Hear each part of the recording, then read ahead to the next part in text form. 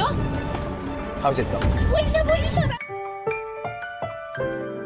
Ang susunod na programa ay rated PG. Ito ay nangangailangan ng patnubay at gabay ng magulang para sa mga batang manonood.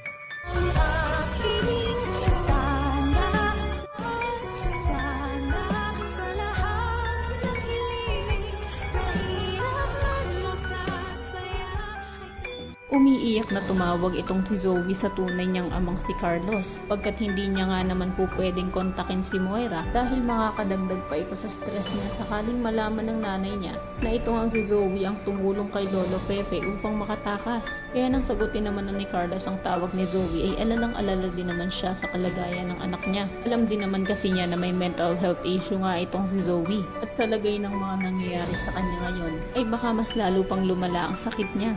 Kaya naman magpapakatatay na naman itong si Carlos sa anak niya. Ngunit lingid sa kaalaman niya na nagtataka na talaga si Lynette. At kahit pa todo deny ito at palusot ang time na tumawag si Zoe at tinawag na daddy si Carlos, ay hindi pa rin mawala ang hinala sa nanay ng batang doktora na may kakaiba talaga dito kay Carlos at Zoe. At meron talaga silang koneksyon dahil imposible naman daw na tawagin ni Zoe na daddy si Carlos. Kaya nga dapat ay simulan niya na ang pag-iimbestiga at magpatulong siya kay Doc Enriquez pagkat total alam naman ni Doktora ang tunay na ugali nitong si Carlos. Sa kabilang banda, matapos maitulak ni Zoe itong si Lolo Pepe sa bangin ay hindi niya alam na naiwan pala ang hair clip niya sa lugar na pinangyarihan ng krimen. Kaya't siguradong kapag nakuha na ito ng mga pulis ay bukod sa malalaman ni Annalyn ang pagkakakilanlan nitong hair clip ay pwede ring i-check ang DNA ng buhok na naiwan dito sa hair clip at panigurado na kapag nalaman ni RJ ang tungkol dito ay hindi siya mag-aalinlangan na itakwil na nga itong si Zoe. Samantala ngayong natagpuan na nga ni Annalyn ang lolo niya ay labis pa rin siyang natuwa dahil kahit pa manahulog nga ito sa bangin ay may buhay pa rin ito nang natagpuan nila. Kaya naman hindi na siya nagpatumpik-tumpik pa at tumawag siya sa tatay niya at sa tita niya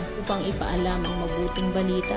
Ngunit hindi naman kaya magka-amnesia rin itong si Lolo Pepe at makalimutan niya na si Moira at Zoe ang may pakana ng pangingidnap niya maging ang pagtulak sa kanya sa bangin itong gruhan niyang apu-apuhan. Kaya naman kung isa ka rin sa mga nagnanais at tuluyan ng gumaling itong si Lolo Pepe at huwag siyang masalisihan nila Moira pagkat sigurado naman na kapag nalaman nila na buhay pa nga ito ay itutuluyan siya ng mga bruha ay pakiclick naman ng like at subscribe button. Maaari ka rin mag-iwan ng komento sa ibaba para sa iyong mga saloobin at suggestion. Maraming salamat sa iyong panonood.